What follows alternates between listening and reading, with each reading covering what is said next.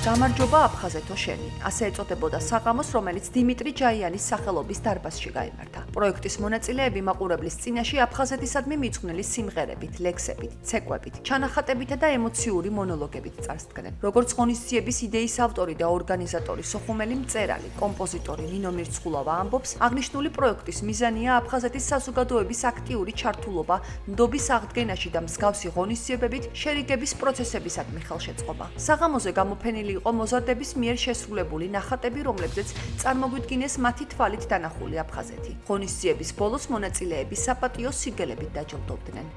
ეს ღონისძიება იყო გამარჯობა აფხაზეთო შენი, რომელიც ეძღვნება ქართულ აფხაზთა გახლეჩილი საზოგადოების აღდგენის და ნდობის საქმეს. ეს არის სიყვარულის გზავნილი აინგურის გაღმელებისადმი.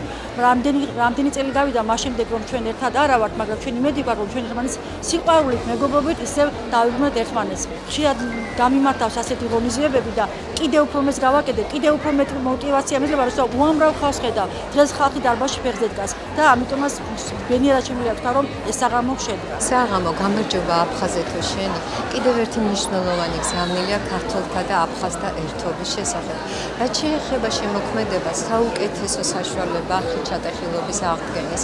ჩვენ ყველა ხელოვანი ადამიანები, რა თქმა უნდა, ამისთვის ჩვენს როლს ვასრულებთ.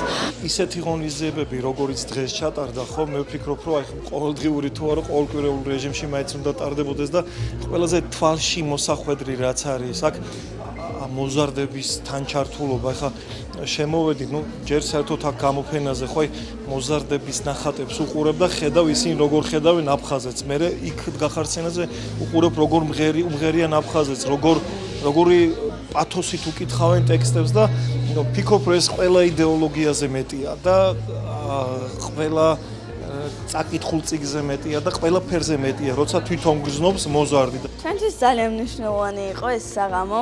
ჩვენი ანსამბლის ნახევარწევრიც კი აფხაზეთიდან არის და ძალიან გვიხარია, რომ ამდენი ვართ აფხაზეთიდან და ზოგადად ჩვენი მოზარდების ჩართულობა ამ კონცერტებში და სხვა ღონისძიებებშიც ძალიან მნიშვნელოვანია.